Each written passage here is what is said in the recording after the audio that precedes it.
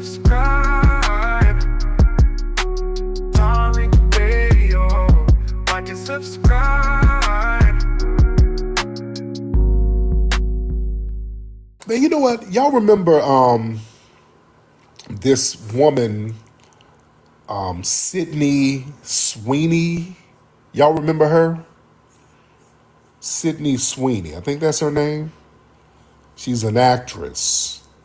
And y'all remember a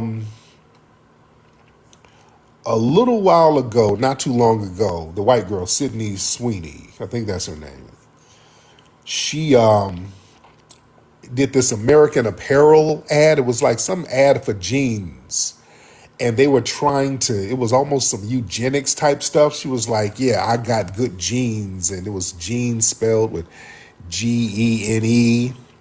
And they were trying to do some little slick double entendre eugenics stuff. Y'all remember that? Yeah, American Eagle, right. Yeah, the whole blonde hair, blue eyes. They tried to do some little eugenics dog whistle where she was basically trying to pander to the little alt-right crowd. She thought that was going to be a little dog whistle flex. And people warned her, yeah, somebody said she's MAGA and all that. Yeah, she was kind of trying to pander to that 4chan crowd. She was trying to go that route. And people warned her like, sis, that ain't really a good look. Yeah, that ain't a good look. Well, she put out a movie. There was a movie that she just released called Christie. It's a boxing movie. Family, this movie flopped so damn bad. They said, according to some of the trades, they said Christie, this is from Discussing Film, Christie, starring Sydney Sweeney, had one of the worst opening weekends of all times for a movie released in 2,000 plus theaters. That shit super flopped. The movie, I'm reading in some places where the budget was 40 million, that shit only brought in 1.3 million this weekend. Do y'all know how much of a flop that is? That's a super flop. That's in like one of the top 10 biggest flops. She super flopped, y'all. This woman damn near made a world's record of flopping. Damn. Boy, y'all don't understand how much of a flop that is. That's like the worst opening of a film in those many theaters. And I think Zendaya's in the movie. Zendaya ain't rocking with her. Zendaya ain't doing no press with the woman or nothing. It's a white woman named Sydney Sweeney. Boy, that movie super flopped. And that just goes to show pandering to that alt-right crowd, that don't translate into real success outside of the online troll farms. You know? Listen, I want these people need to understand that troll engagement, that don't equal real world consumer support. See, that alt-right crowd, that 4chan, Reddit crowd, they thrive on trolling and disruption. They don't do consumer loyalty. What they do, they'll boost a post, they'll flood a comment section, or they'll praise some kind of controversial statements. But these people are not reliable buyers. They're not reliable supporters. They're not even reliable voters. Y'all got to understand some about these folks. Their engagement is very shallow. It's performative. They thrive on being anonymous. So she caught their attention with that whole great jeans ad. But when it came time to buy a movie ticket, crickets. I want y'all to understand. See, these folks don't understand pandering to the alt-right. That turns off the broader audience. See, the majority of moviegoers, even the white audiences, they don't openly identify with racial supremacy. See, when a celebrity appears to flirt with eugenics dog whistles or white nationalist aesthetics, that repels everybody else. Even liberal, progressive, whites, and other multicultural people. Even that moderate consumer base. It alienates people. A lot of white folks who got some sense, they don't want to be associated with that. Yeah? See, right now, the Gen Z, this generation, the Gen Zs and the millennials, they're active on online culture, fashion, film. So the Gen Zs and the millennials, they value inclusivity and authenticity and stuff like that. So they're highly attuned to a lot of racial and social issues. So when you try to do these little dog whistles about genes and all that eugenics shit, the folks are going to be turned off. They're going to reject that. They're going to reject it. That alt-right dollar, that ain't got no economic power in Hollywood. No. These people think if they appeal to the anti-woke crowd, the 4chan trolls, the Nick Fuentes fans, that's going to open up some kind of new revenue stream. That only works if you're streaming on Twitch or some shit like that. And then you get banned on those platforms for being too radical. But yeah, those alt-right white supremacists, the Myron Gaines fans, that only works on a couple of online streaming platforms if you don't get banned. That don't transfer into real revenue outside of the little racist circles. Yeah? Yeah, they don't spend money on movies and albums and merch. They're not culturally invested into arts. These people are losers. That alt-right crowd, these are white supremacist losers. And the folks who sit up with anti-black memes all day, they're losers within white society. So they ain't outside. These are nerds. These are the alt-right 4chan crowd. These are incels. They can't get no ass. They're not socially compatible with people. So that's why they're online all the time talking that dumb shit, whining about black people. You better understand that audience. These are not movie-going, album-buying type of audiences. There's no money in those guys. Yeah?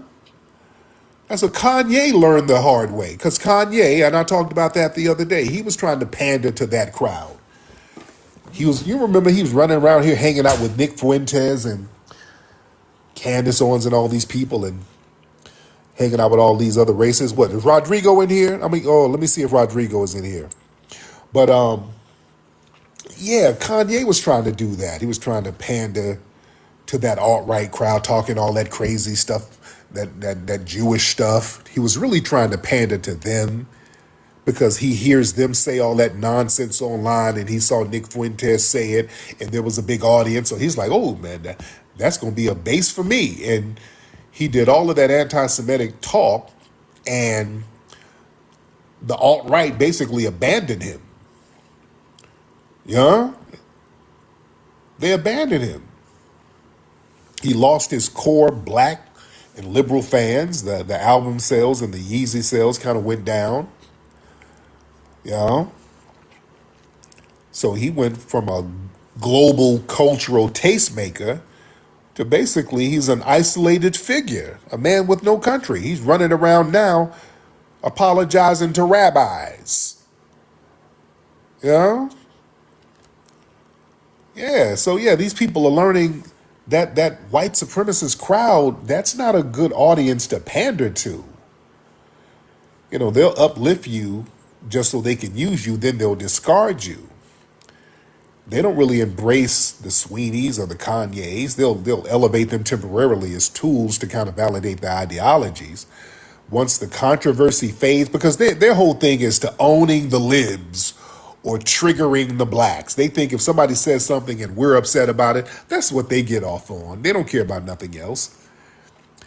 Their whole job is to feel like they're offending us. They're not no tangible base of people who's going to support you. So, yeah, that woman failed miserably. She learned the hard way. Yeah, they try that rage bait nonsense. You know? Man. Shout out for the gifts, everybody. Respect to the gifts. All right. Well, somebody said Rodrigo is in here. Where's Rodrigo? Where is Rodrigo? Is Rodrigo in here? Let me look and see. I'm gonna look in the thing. I don't see nothing. I would love to see if Rodrigo is in here. That would be funny. All right. Let me get some more people in here. Looking in the chat. Let me see. Windmaker Kimmy. What's up, Kimmy? Let me get Miss Kimmy in here. Did somebody say Ice got Rodrigo? All right. Let me see. Ebony Dean. Ebony, hop on camera and let people see how fly you are. What's up, Miss Ebony? Oh. Oh, Miss Ebony didn't mean to get on. Okay. All right. Let me get some other people in here. Let me get some more people in here. Let's get let me see. Where's Rodrigo? Is he in here for real? I would like to see him in here. Where's Rodrigo? He's in here. He said it's not the time. Where is he? I don't see him. Rodrigo, are you in here? I don't see him. All right. Who is that? Somebody said they're denying African. Who is denying African? Who is that person? Thank y'all for the gifts. Everybody hit the gifts up there. Let's throw the gifts up there, family. Let's get the gifts going. I like that. All right, let's get the gifts up. Where's denying African? Oh, somebody's mentioning denying African. Where are they? Denying African descent. I'm trying to see who denying African descent is. All right, I'm trying to get y'all up in here. Y'all throw the gifts up. Thank y'all for the gifts. Everybody put the gifts up and hit the like. Hit the like, everybody. Who is denying African? I'm trying to let him up so we can talk to him. All right, I can't see him. So we got a lot of folks in here. He keeps leaving. Okay, he's ducking. All right, he keeps ducking. All right, everybody hit that the hearts. Everybody hit those hearts. All right, let me see. Who is this person here? I'm trying to get everybody up on here. Let's get unapologetically somebody. What's up, Hi. unapologetic? Hey, how you doing, ma'am? I'm doing okay. Can you hear me okay? I can hear you. What city you in? I'm in Maryland. Maryland. There you go. What's on your mind, dear? I just wanted to say, let me take out my mouth guard. I just wanted to say, it seems like, and I wasn't there, but just based on what my parents and grandparents told me, it seems like we're in and I'm Gen X, by the way, like we're in our version of the civil rights movement. Oh yeah, I feel like that. And I feel like absolutely. you're leading that. Well, I'm sorry. Let me step that back. I feel like you're very instrumental in that, in the way that other Black people who were, alive doing this when my parents were, going through that in the '60s and everything like that. And so I just want to say that I appreciate you, and I know that people come up here and they always like to say things like you're leading, but I'm not. Yeah, I'm not. right, you're not. You just created, because the thing about it is that when I came across, the new Black media years ago, before it would start being called that, Yeah. I was looking for people who thought like me because I was very alienated, to be Yes. quite honest, because, no one was really saying these things. And now it's, in the lexicon, it's the tip of the tongue. It's normal now. And this is where we are. And I just want to make sure that, we give you your flowers. People come up here, they say things as if they can come up here with an accent and try to tell us about someone who is from our lineage. Oh yeah, It's utter delusion. But like I said, I just wanted to make sure, that I said that to you. And one more thing, and then I'm gonna drop down, I'm gonna land my plane. I am applying to law school because I feel like that I want to do my part. yeah. And so my goal is that, again, get into law school and then be instrumental for all of my nieces and nephews in my family, to get them to go to law school so we can have our black legal class that you all That'd be talk beautiful. about all the time. Oh So yeah, that'd so be yeah. beautiful. But yeah, Yes, indeed. appreciate everything you do. Thank you, beloved. Yeah, yeah. I'm not the leader of anything, but I've influenced. Just like the Harlem Renaissance.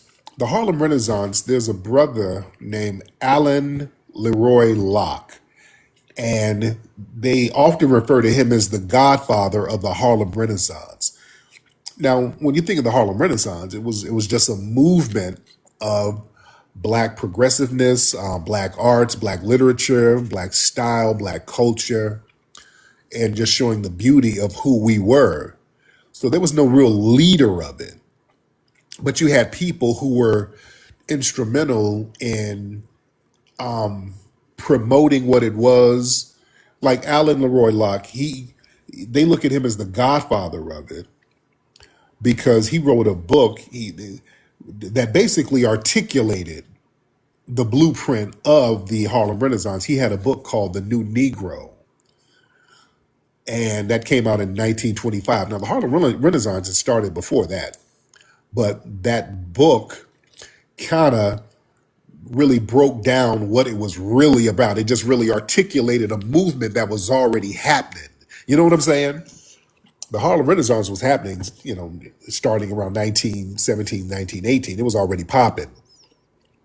So when he wrote the book, that basically summed up what the Harlem Renaissance was about. So we've already, even, before I started using the term foundational Black American, the delineation movement was already happening. All right, let's be very clear. The delineation movement was already happening. I articulated a lot of stuff that was already going on. So, but yeah, people were collectively waking up within our lineage. We were waking up. And truth be told, when you look at the works of some of our ancestors, they were on lineage business. They were on lineage business. But what we've done is let people sit up here and rewrite a lot of stuff and rewrite and remix history. Like I said, I always quote the Frederick Douglasses and the Harriet Tubmans. They were on lineage business. They were like, yeah, they trying to send us to Africa. We ain't going to no Africa. We're from here. We're rooted here. Let's look at the works of our ancestors. Look at the works of these people. They were really about that lineage business. Elijah Muhammad, I was breaking that down the other day. Elijah Muhammad, he was like, us and Africans are completely different. Us, and he wasn't a Pan-African in any sense of the word. Elijah Muhammad was on lineage business. He was talking about the black people here in North America. He was like, there's something unique and special about us here. Really take a listen to some of the ancestors and what they were saying. A lot of them are talking like what we're talking like now. Yeah? Who said lying on who? Wait. Who's lying? Wait. Who's lying on? Okay. I was about to let this person up, and it's a damn troll account. See? All right. You can tell when somebody says something dumb in the comment section, I'm about to let them up, and it's an account that's like some little Finster account where they can't let nobody up on. Okay. Yeah. But yeah, we stood on lineage business, and our people stood on lineage business. Yeah. That's the reality. Yeah, Tina Turner. Yeah, I remember that. I saw that interview where she was going in on Africans. She's like, yeah, I didn't like it over there. I didn't like them. I didn't like the attitude. I didn't like the food. I didn't like it. Yeah. Yeah, I remember that interview with Tina Turner. I'm not trying to beat up on Africans. I'm not trying to do that. I'm not trying to do that at all. But, Let's King, hop in, King. King, hop on in. All right, hold on. King Isa Ali. Want to mute your mic? All right. King Isa ain't saying nothing. All right. And that's not good, King Isa, if you ain't saying nothing. Let's get, let me see, King Swole. Let's get King Swole. King Swole, hop on in. And Mr. Swole, unmute your microphone.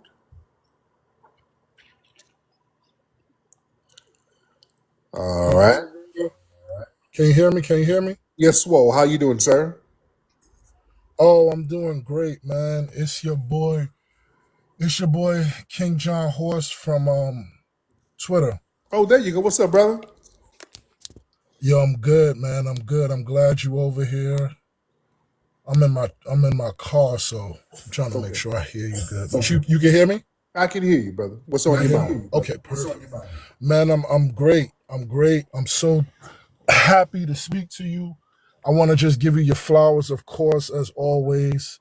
Keep your foot on these haters, Oh, yeah. these tethers neck. You know, y'all talking about tethers are disgusting.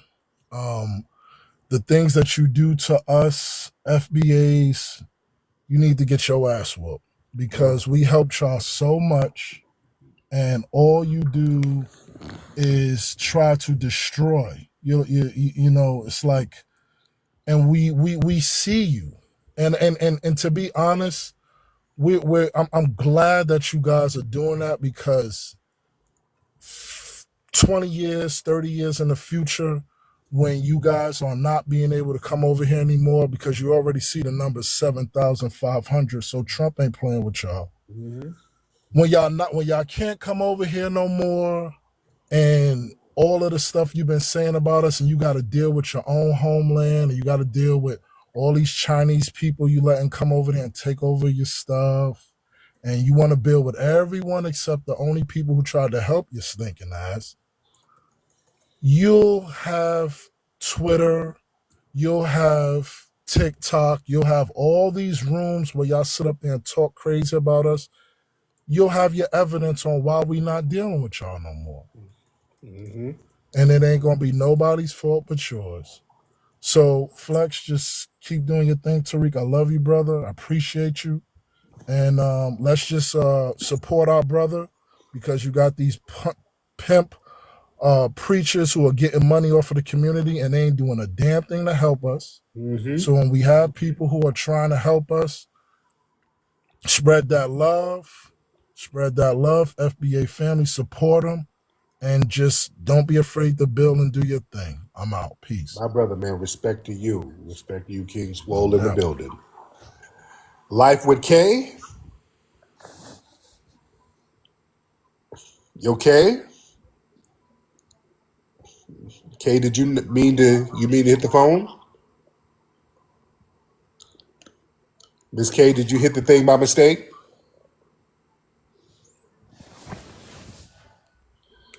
Okay, I think she hit the thing by mistake because I hear her bonnet rolling around in the bed. Miss K, you all right? I hear synthetic bundles moving around in your bonnet. You okay? You're gonna need to spray them bundles because they're gonna lock up. You know how them cheap Sally's Beauty Supply bundles don't really lay down like they're supposed to. All right, Miss K? Miss K? All right, she got out of here with them hard bundles whistling around in that bonnet. I hear them. Them bundles sound very hard and coarse, and you can't use a flat iron on them because they'll burn up and dissolve. All right, but our brother King Swole made some very good points. He made some very good points. Yeah, she chuckled. That's why I said that. She chuckled. I know she was listening. See, they be listening. They just be not saying nothing. Even she had to laugh at her bundles. She know them dry ass bundles are moving around on that pillowcase. But yeah, listen, man. Going back to our brother King Swole, he made some good points. A lot of folks now, see, yeah, the folks, the tethers who be in these spaces, they need to come on up here and talk. If they got something to say, hop on in here and talk. We here. We're right here. And that's the problem. See, these tethers are whining, kicking, and screaming, upset because now the finesse is drying up. They can't finesse us no more. Too many of us are woke now to them and their tactics. And just like the gentleman, with respect to him, he called up and he was like basically trying to have a truce talk, like, hey, can we all just start over? Can we do a reset? Well, the problem is you still got these low-life undermining tethers out here. That's the problem. We can't reset and you still got these little low-life undermining tethers out here still trying to plot on us. You know? Because now that we've taken control of the narrative, and see, here's the thing. A lot of y'all who want to call a truce, y'all stayed silent when your tether class was doing all that dirty shit, denigrating us, calling us akatas and the beads and all this stuff. Y'all didn't warn us about these people. That's the problem. See, we warned you about our Sambo class. We let you know about Jesse Lee Peterson. We're like, hey, listen, if y'all see a dude named Jesse Lee Peterson, he's a Sambo. Yeah, he's from our lineage, but don't listen to him. We're just giving you a heads up. If you see Diamond and Silk, they gonna say something Sambo-ish, so don't. We give people a heads up. Y'all didn't warn us about Myron Gaines. Y'all didn't warn us about Candace Owens. Y'all weren't warning us about Winsome Sears. Y'all didn't warn us. See, we had to deal with these people and deal with them undermining us in real time. So now that we have to get the straightening because y'all didn't do it, and y'all know what these people were about. Y'all didn't warn us about Byron Donalds. So now we told y'all, hey man, you get your people, or we gonna get at them, and we start clapping back. People are gonna catch some verbal strays. You know? So now people are trying to do damage control. I don't know. It's hard to reel it back now. Because right now the genie is out the bottle now. You can't put the genie back in the bottle. Yeah, people ain't gonna be able to ride the foundational Black American wave unchecked no more. This is just kind of the new norm now. And it's been years of disrespect and mockery that's never been accounted for. You know? So yeah, man. Y'all got to get it together in your homeland. You got to get it together there. All right? Let me see. Let's get a couple of folks in here. But yeah, people don't understand. This is the new norm. This is a genie that you can't put in a bottle. This is the new norm. Who is that? Say So Jay. Say So Jay, hop on. Say So Jay, hop on. All right. Say So Jay. I just accepted you, sir. So hop on in. All right.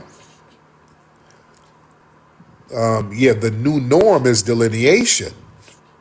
The new norm is us standing on FBA business and people respecting our lineage. That's why when we see people arguing and trying to debate our lineage, what's that about?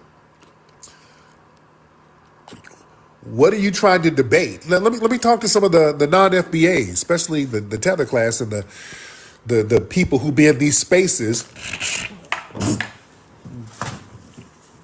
People who do the people who do these marathon spaces all the time, whining about our lineage. We see that all the time. People get in these spaces whining about our lineage 24 hours a day. What's all that whining about? What's the debate? What do you think we're going to do? What are we supposed to do? We're acknowledging our lineage. That's not something you can really reel back. You know? What you're whining and complaining, what is that supposed to do? We would like an answer for that. Okay, so y'all do all these spaces whining about us. Okay. You FBAs are mean and we don't like you. Okay, what do you want us to do? All right, you want us to do what? Undelineate? It don't work like that. You can't undelineate. Shit. That's the new norm. Dr. Mumu, what's up, Dr. Mumu? Dr. Mumu? Peace. How you doing, Dr. Mumu? Hello? 1 second. Yeah, hop on camera too, by the way. Excuse me. You can hop on camera. That'll be absolutely phenomenal. You know what? Let me get me a damn. Hop on camera? Yeah, hop on camera. You want me to stay on camera or something? Hop on camera. It's not rocket science. Just hop on camera. Turn your camera on and put. There you go. There you go. There you go.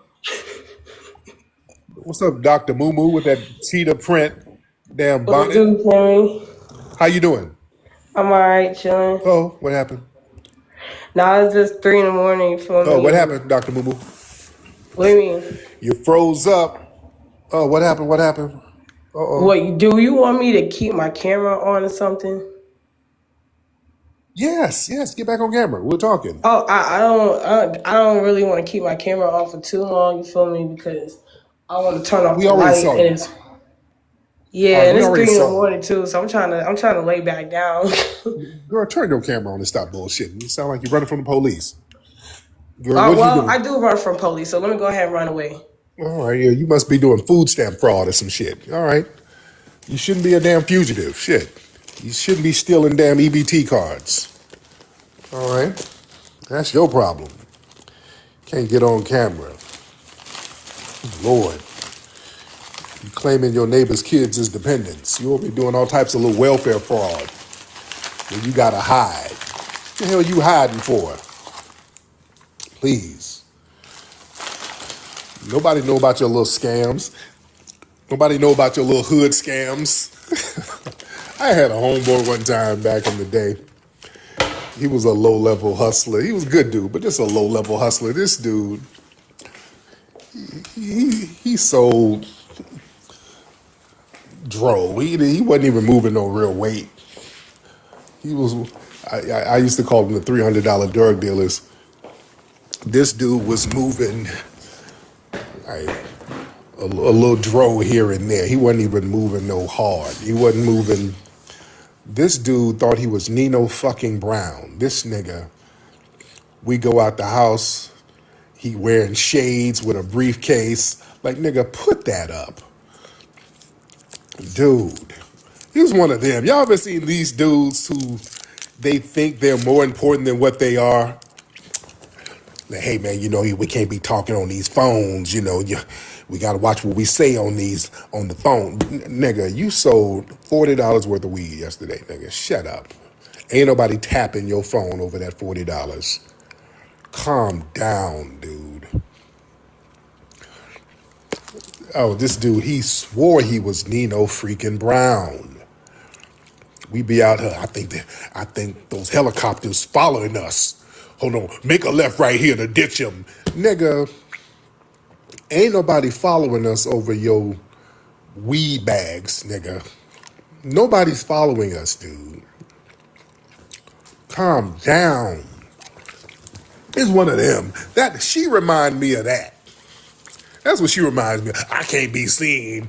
They gonna recognize my bonnet. They after me. I'm the Griselda Blanco of the projects. Sit your wide head ass down. Nobody know you. Get over yourself. Damn. Get the hell over yourself, all right? Damn. Nigga, you sold 2 dime bags and a Percocet. Nigga, you are not Pablo fucking Escobar, all right? Calm down. Nigga, you move a couple of perks. You move a couple of perks and you on the phone speaking Spanish. Adios, amigo. No picante, no pic. Nigga, shut up and talk English, dude. You're not talking to your plug, all right? Calm down, nigga. Gracias, amigos. Shut up, nigga.